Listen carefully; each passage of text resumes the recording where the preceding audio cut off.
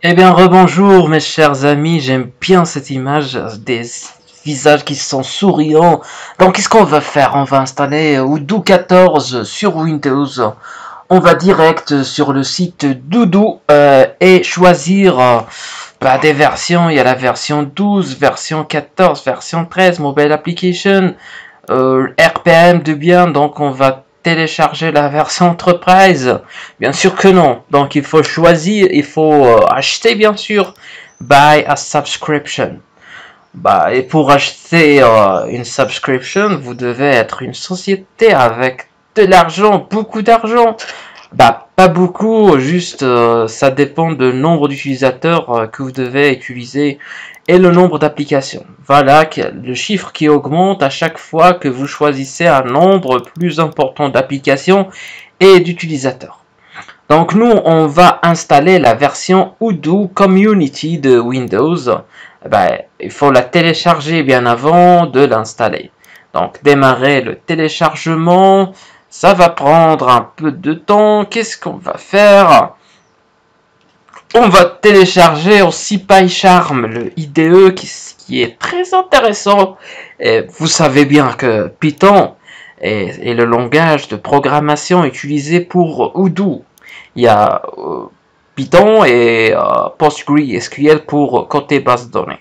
Donc on va télécharger la community, pas le professionnel. Si vous voulez acheter la version professionnelle, vous pouvez l'acheter. Il y a une période d'essai. Après, il vous dit de le télécharger. Donc, Odoo vient d'être téléchargé. C'est 300 mégas ou quelques. Et PyCharm, ça vient juste d'être téléchargé. On va commencer l'installation. C'est gratuit. Suivant, donc on accepte. Il y a le serveur Odoo et l'installation du serveur de base données. Donc l'utilisateur c'est Odoo 14 et le port c'est 5432, c'est le port de base données qu'on va utiliser. Le dossier d'installation, soit vous l'installez dans Program File dans C, ou bien vous choisissez une autre destination pour que vos fichiers Odoo soient installés sur votre destination. Moi, je vais choisir le D, install, donc je vais choisir créer un nouveau dossier. Après, je vais le renommer Odoo. Il y en a déjà une version que j'ai déjà installée, donc je vais la supprimer, bien sûr, pour pas y avoir de conflit, donc supprimer ce dossier. Et je vais créer un nouveau dossier et je vais l'appeler Odoo 14. J'arrive pas à renommer celui-ci, donc je vais créer un nouveau dossier. Installed, créer un nouveau dossier, je vais l'appeler Odoo 14 bien évidemment et je vais valider et je vais cliquer sur OK pour que l'installation ça prend un peu 1,1 gigaoctet. Moi, j'ai 100 gigas de libre. Ça prend du temps, donc on va faire un tour, on va télécharger PyCharm, l'IDE de la société JetBrains qu'on utilise pour bien développer. Si vous voulez changer des composants, nous, qu'est-ce qu'on va faire avec ce PyCharm? C'est pour avoir à débugger, c'est pour lancer et arrêter le serveur à notre guise. Donc, je vous déconseille d'utiliser Windows 10 ou bien Windows, une version utilisateur. Donc, il faut utiliser Windows Server si vous voulez installer sur Windows Server. Sinon, si vous préfériez Ubuntu ou bien Mac, donc il faut suivre les autres vidéos que j'ai créées sur ce sujet. L'installation, le téléchargement, il est fini de PyCharm et l'installation Odoo, elle est déjà 1 giga, c'est pas rien, c'est pas rien. Donc on a lancé l'installation de PyCharm, en même temps on a l'installation de Odoo, on est multitâche. Voilà, on essaie de gagner un peu de temps. Welcome to PyCharm Community Edition. Donc, je vais changer ou bien je vais garder le programme file. Ça coûte pas beaucoup. Euh, Espace required, c'est à peu près 1 giga. Oh! Donc, je vais choisir C, non. Je vais choisir T. Et le même dossier, c'est installed.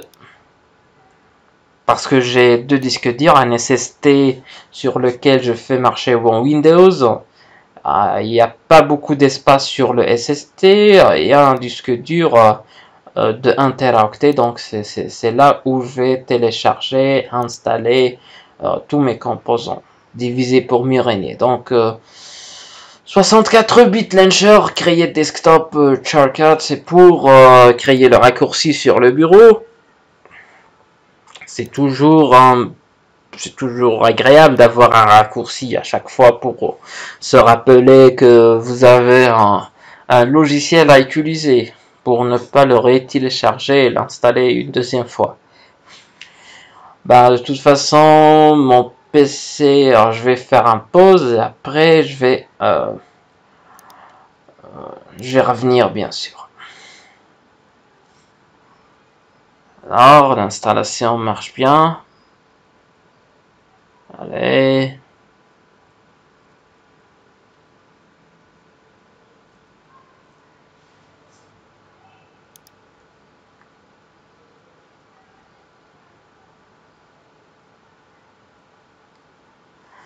Oh là, ça prend beaucoup de temps l'installation de Odoo et de PyCharm. Bah, j'ai un ordinateur pour Core de Duo. Core de Duo, non, c'est pas un Core de Duo, c'est un Core i5 7ème génération. Et pour la mémoire RAM, j'ai 8 Go de mémoire RAM. Bah, et un SSD bien sûr. Bah, le fait, c'est juste que je suis en train d'installer les Odoo et PyCharm sur mon disque dur simple. C'est pas un SSD, c'est un Hard Data Drive. Donc, la vitesse d'écriture sera seulement un impact qui est pas sur la vitesse.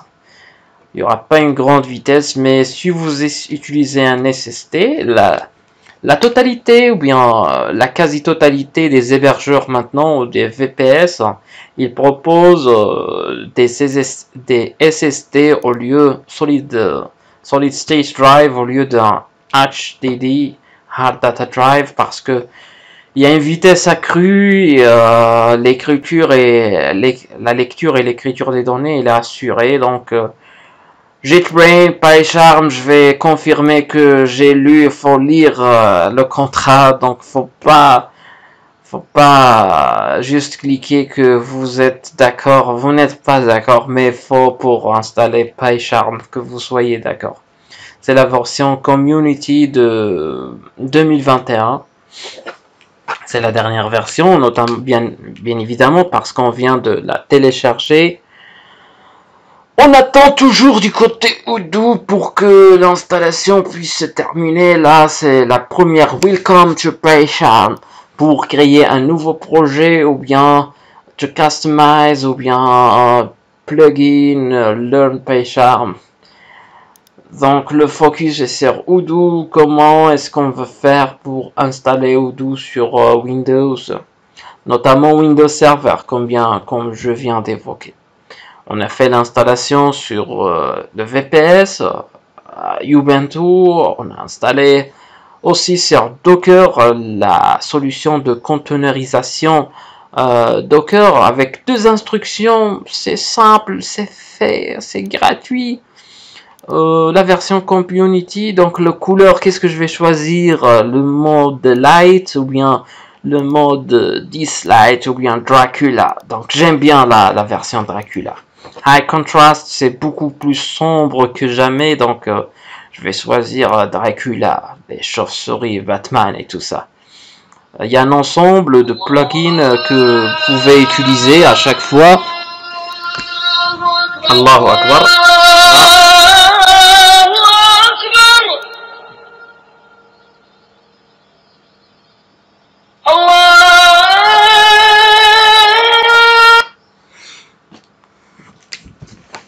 on attend l'installation de Odoo.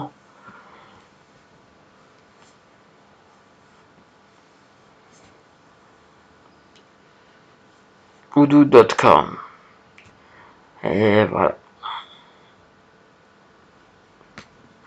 J'espère bien que vous effectuez l'installation vous aussi. C'est pour ça que j'ai pas coupé l'installation et revenir après.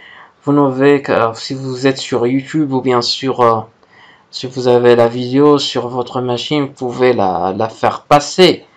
Sinon, j'espère bien que vous suivez avec moi et que vous avez le temps, vous prenez le temps d'installer Odoo sur votre machine. Il faut pratiquer, bien sûr. Donc ça n'a aucun sens, c'est dénué de sens de faire de ne faire rien que voir la vidéo et de ne pas mettre les pattes dans bien les mains dans la soupe pour savoir que c'est brûlant. Donc il faut juste installer les outils et suivre avec nous cette vidéo pour installer Odoo, l'ERP Enterprise Resource Planning. Bah, la dernière fois on a dit que 5 millions d'utilisateurs utilisent Odoo. Maintenant c'est 7 millions d'utilisateurs qui utilisent Odoo. Ça augmente, ça grimpe d'une façon exponentielle.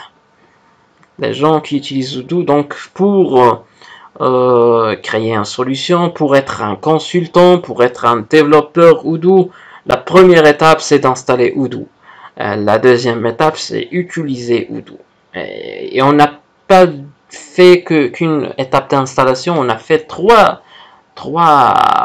sortes d'installation et on va même utiliser la dernière qui est utiliser le cloud pour travailler sur Odoo. C'est juste le but qui est éducatif, qui est ludique. Donc voilà, je crois que c'est terminé. Ça installe Windows Service. D'ailleurs, on va après l'installation, on va désactiver le service Odoo pour que PayCharm puisse s'en occuper. Ben, on veut contrôler le tout. Là, c'est pour PostgreSQL. Oh, qu'est-ce qu'il fait? Bah, il télécharge PostgreSQL 12.4.1. Et d'ailleurs, cette version ne nécessite pas beaucoup de settings. C'est simple à utiliser. Donc, la version de Postgre 12.4.1, vous allez voir, il y a une interface graphique, non, une interface web plutôt qui est agréable, mais ça reste graphique. Ben, j'apprécie bien le travail qu'ils font sur la société Postgre pour ce produit qui est bien entretenu, et il y a des logiciels qui utilisent et qui choisissent d'utiliser cette base de données qui est open source, bien sûr. L'installation en cours, on attend l'installation de PostgreSQL, la décompression de fichiers, l'installation. Oh, c'est bien cette bizarre. Donc on ne fait que choisir l'endroit où est-ce qu'on doit installer Odoo. Après on croise les mains, croise les doigts. On croise ce que vous voulez croiser, donc on attend.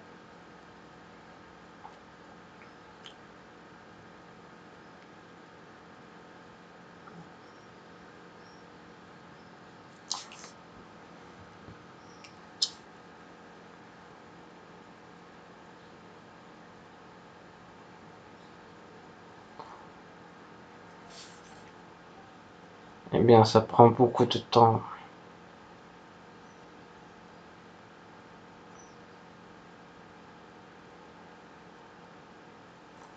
On a dit que pour les ERP, il y a beaucoup de...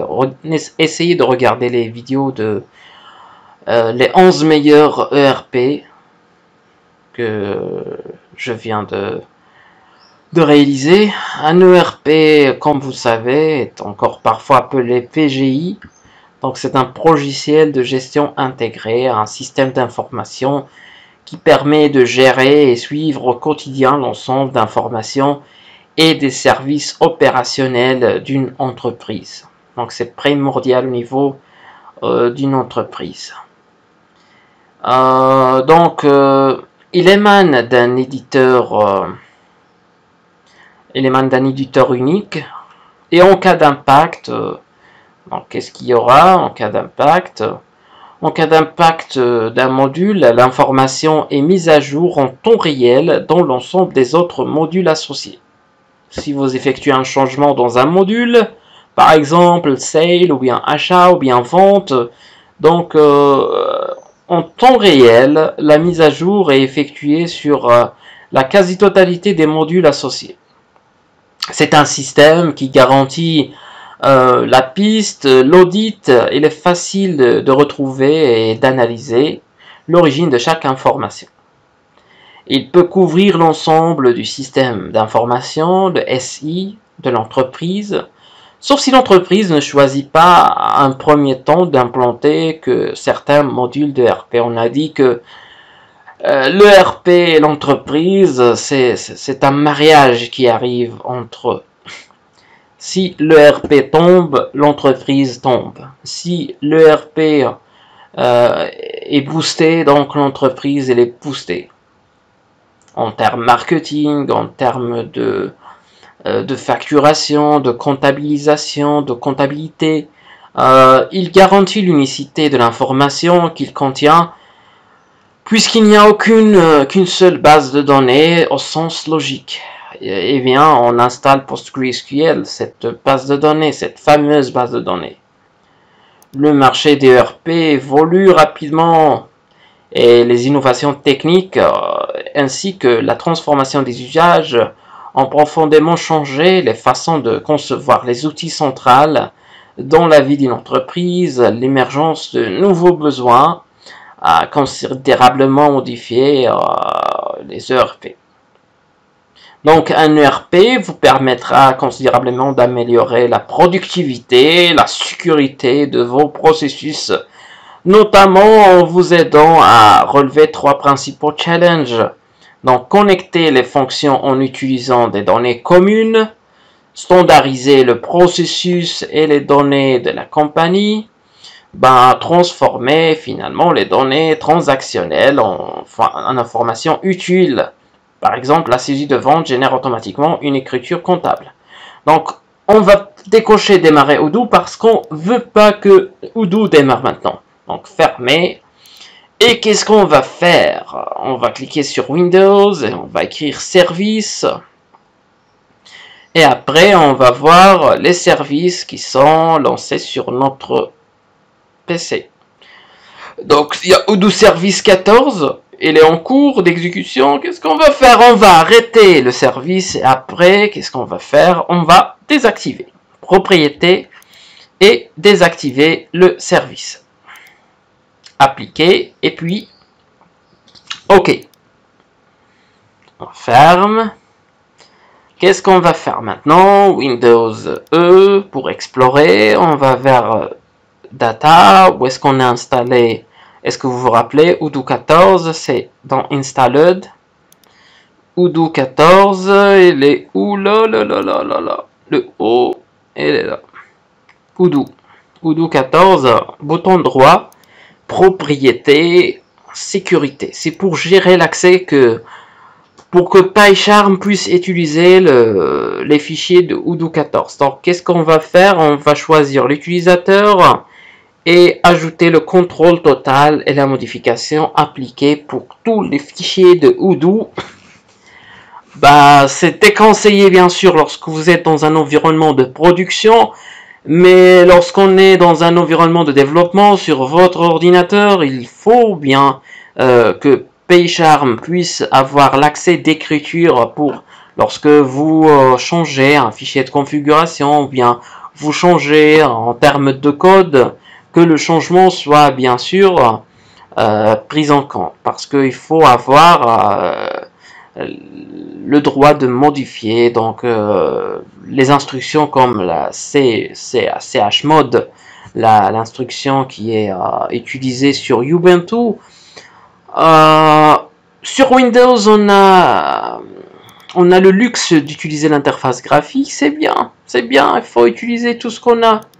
Donc on va ouvrir le dossier d'installation qui est Odoo 14. Il est où? C'est pas dans C, c'est dans disk local D. Il est installed.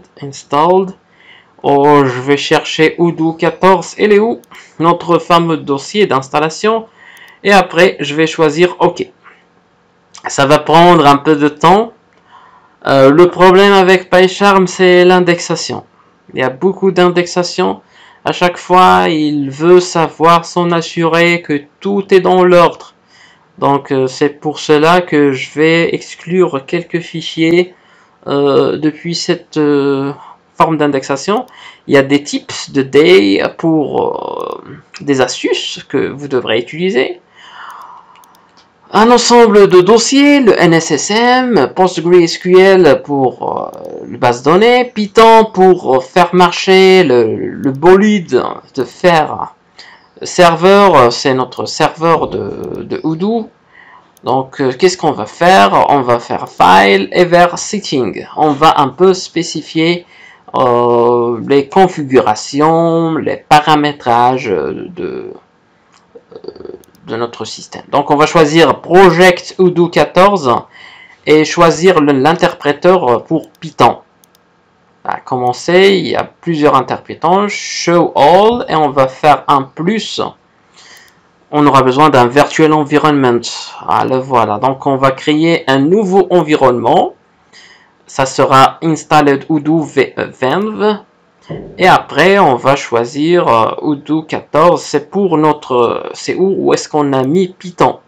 Vous vous rappelez qu'on avait un dossier Python sur Odoo 14. Donc, on va utiliser python.exe. OK. Donc, on va faire Inherit Global Set Package pour faire l'héritage depuis la classe parente. Create a Virtual Environment. Donc, PyCharm, elle essaie de créer l'environnement virtuel. Dans la vidéo de Ubuntu, on a fait ça en ligne de commande. C'était rapide, et même ça c'est rapide puisque on aura à créer notre virtual environment. Là, on n'utilise pas Docker. Docker, c'est la containerisation.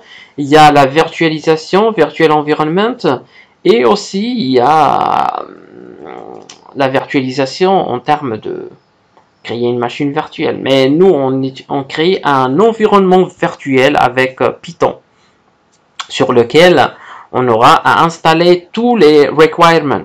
Là, qu'est-ce qu'il fait?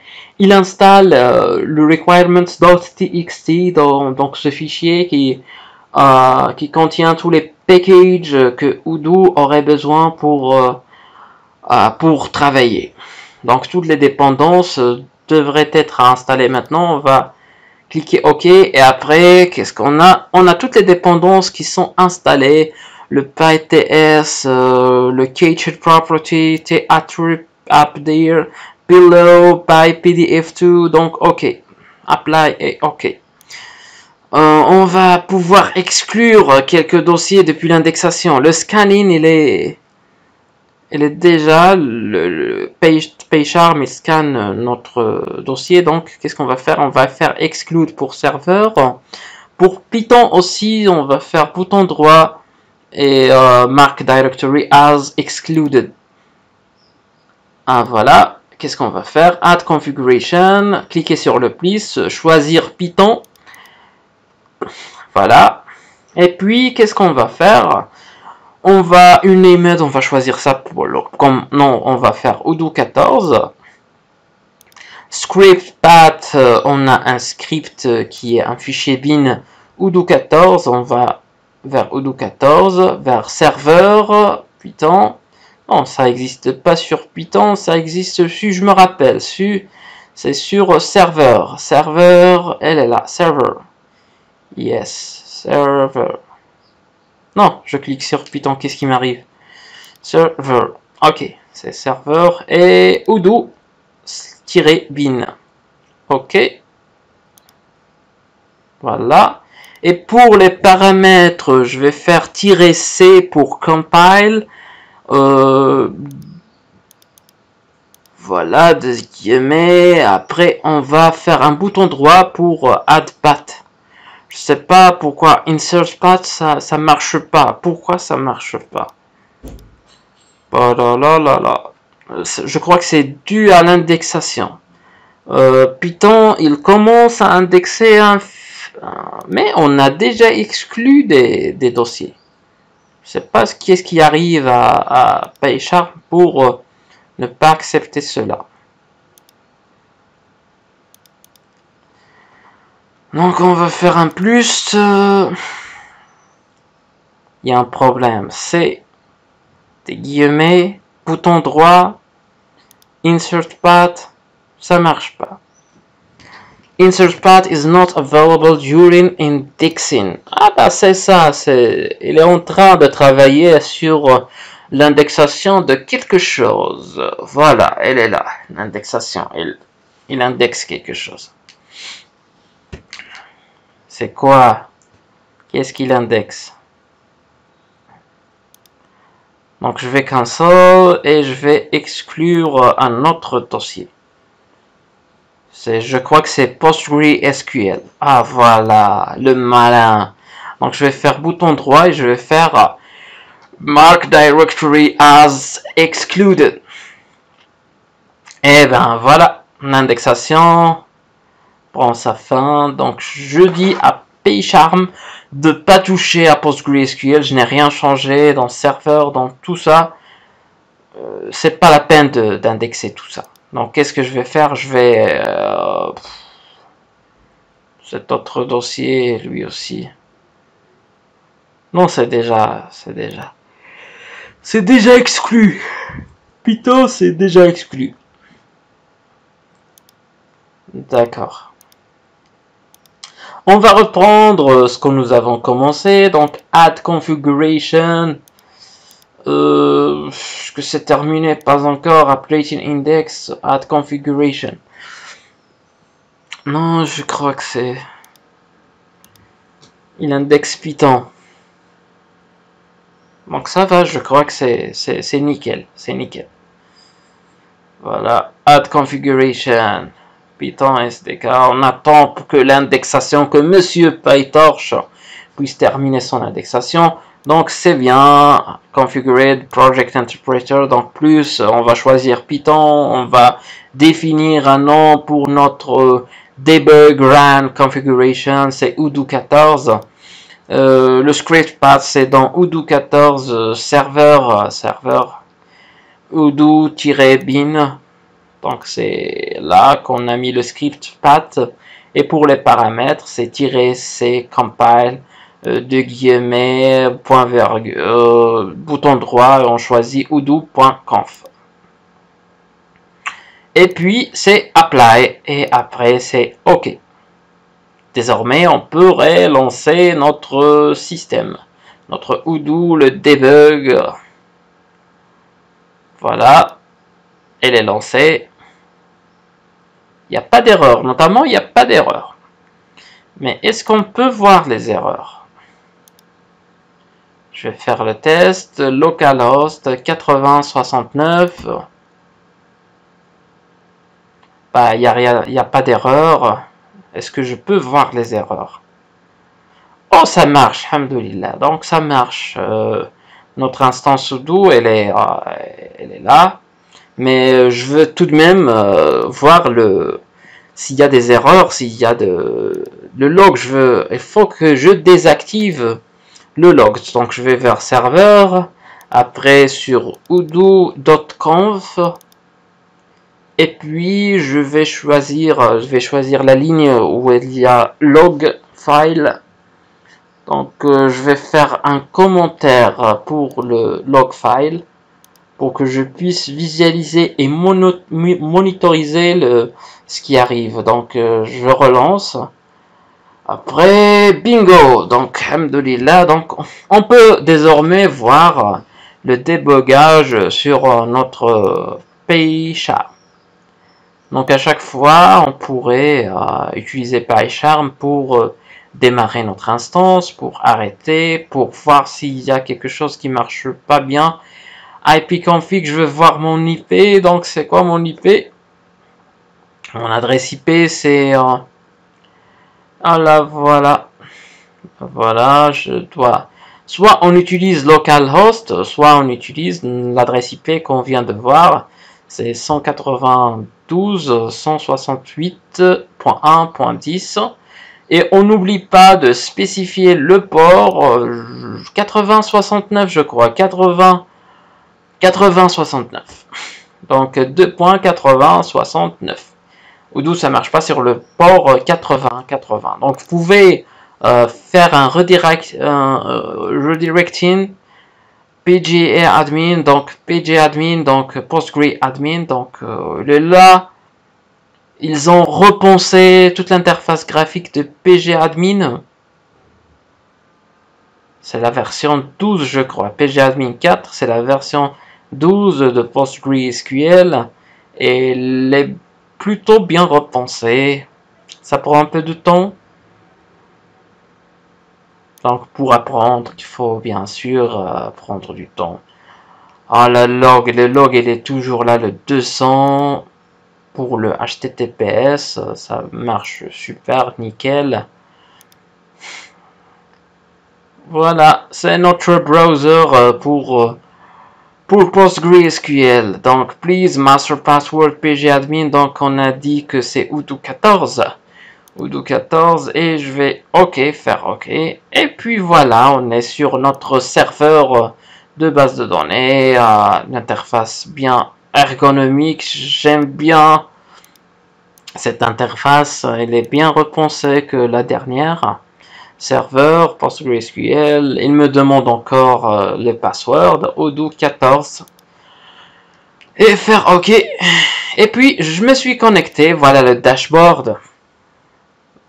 Voilà le dashboard des transactions, les commits, les rollbacks, PostgreSQL. À chaque fois que je clique, il y a le catalogue, il y a les langages, il y a les events. Voilà, je clique en catalogue, il y a PostgreSQL et ainsi.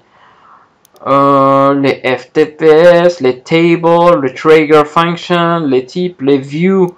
Donc tout ce que vous connaissez sur les bases de données, il est là, il est présent sur les schémas aussi. Il y a les schémas, les tables, les Postgre. Aussi, on a des databases utilisateurs. C'est pour, on a Odoo 14, PostgreSQL, Odoo 14. DB Postgre, c'est la base de données que Odoo utilise pour implanter son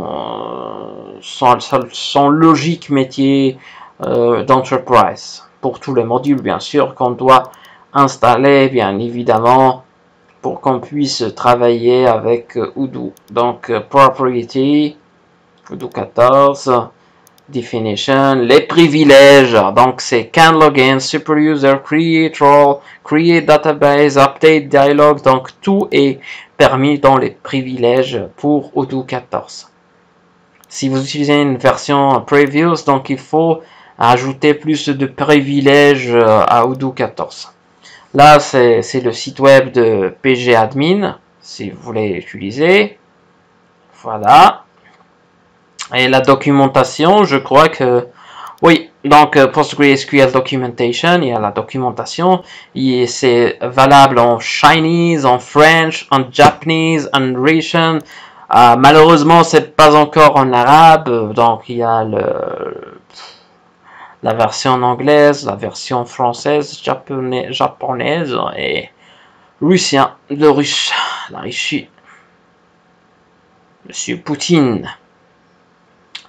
Donc PostgreSQL, vous pouvez lire la documentation pour être un pro de PostgreSQL.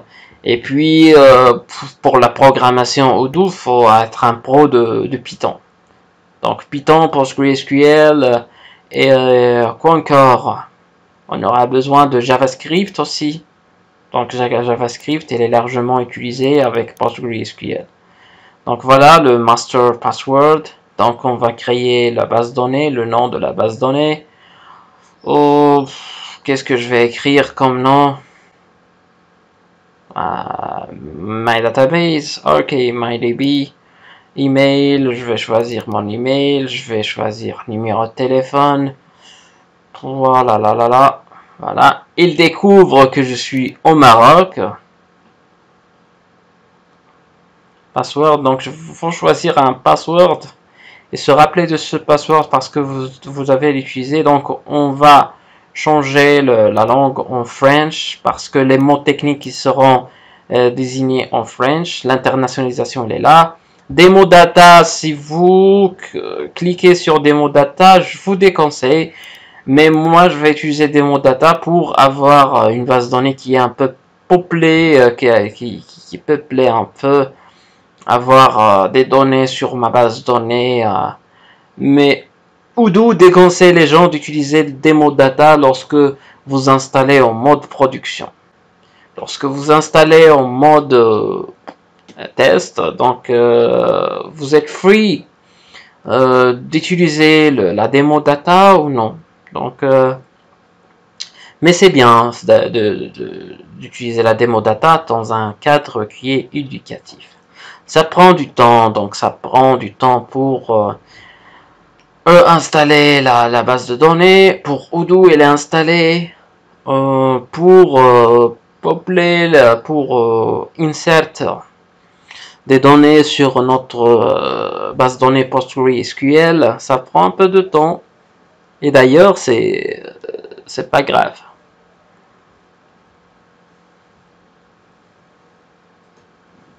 Donc on a choisi Odoo parce qu'il y a une version communautaire, il y a une version entreprise. 7 millions d'utilisateurs au monde. Il y a la gestion des achats, la gestion de vente commerciale, la gestion comptable aussi, la comptabilité client, fournisseur, immobilisation, analytique, le contrôle de gestion, le budget par exemple, la gestion de stock, logistique, transport. D'ailleurs, on a le lien Padlet que vous pouvez utiliser pour ajouter. Il y en a des gens qui ont déjà ajouté des choses qui sont très intéressantes. Et ben voilà, c'est terminé. On a des applications qui sont pas installées. Voilà, on trouve qu'il y a la facturation, les ventes, le CRM et le super administrateur, c'est Michel Admin. Ben je m'appelle pas Michel moi.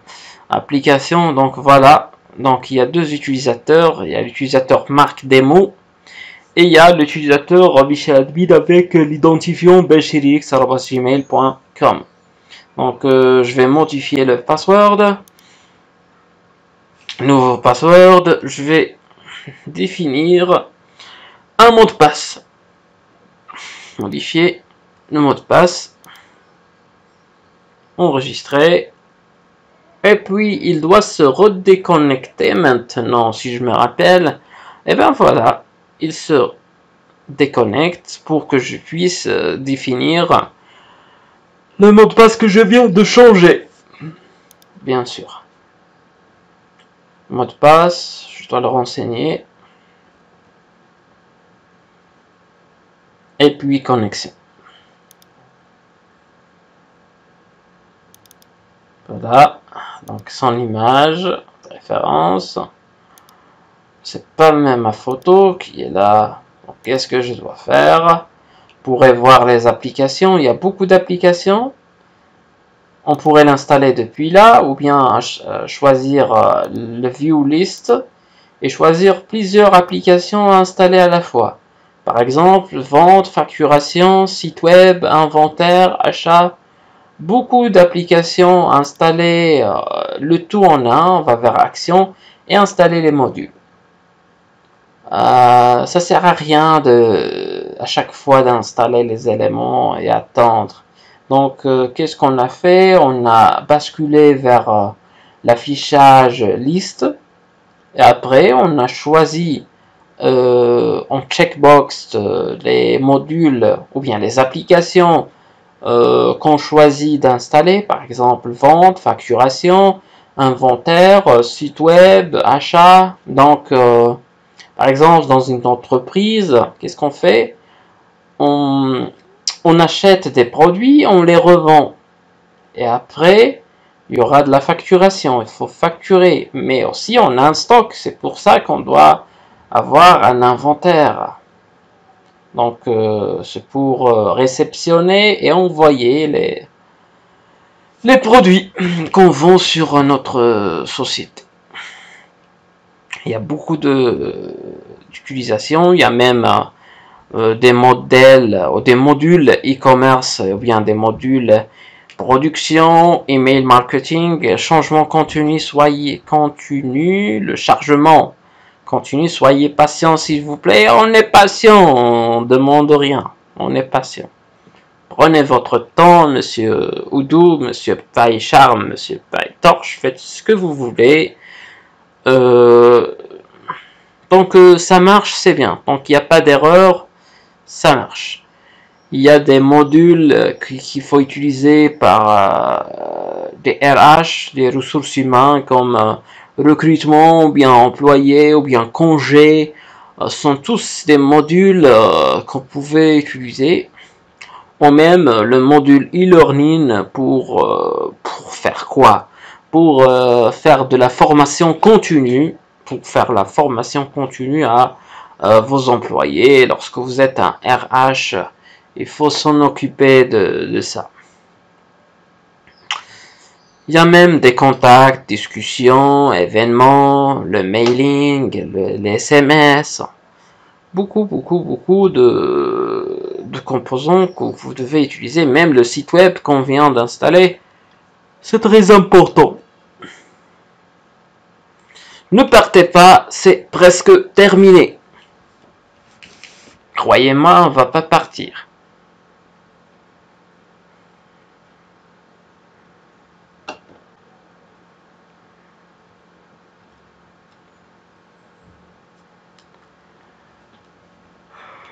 Ah voilà.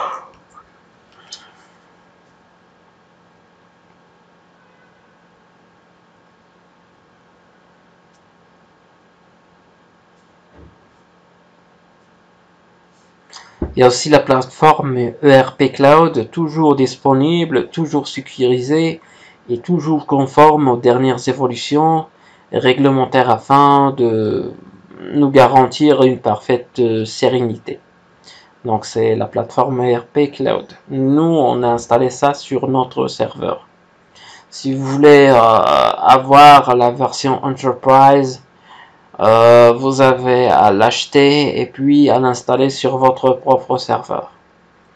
Si vous utilisez la version communautaire, je crois que c'est terminé. Ah voilà, c'est bien, on a installé les modules, il y a marqué à installer.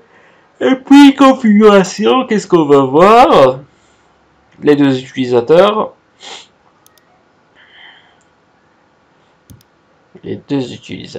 Donc je vais choisir la page d'accueil.